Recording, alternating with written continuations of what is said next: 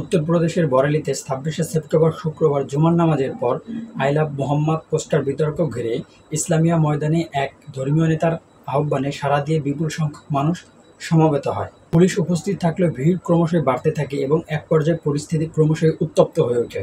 পরে বিক্ষোভকারীদের সঙ্গে আইনশৃঙ্খলা রক্ষাকারী বাহিনীর সংঘর্ষ শুরু হয় এবং এর মধ্যেই ভারতের আই লাভ মোহাম্মদ পোস্টার বিতর্ক মিডিয়ায় আসে। এই বিরোধের সূত্রপাত গত ৪ঠা সেপ্টেম্বর কানপুরে ঈদে মিলাদুন্নবী শোভাযাত্রার মঞ্চের তাঁবুতে আই লাভ মোহাম্মদ লেখা পোস্টার ঝোলানো হলে স্থানীয় হিন্দু গোষ্ঠীগুলো আপত্তি জানায়। তারা অভিযোগ করে ইচ্ছা করেই মিশ্র এলাকায় পোস্টার টাঙানো হয়েছে। অন্যদিকে মুসলমানদের দাবি তারা কেবল নবীর প্রতি ভালোবাসা প্রকাশেই এটা করেছেন।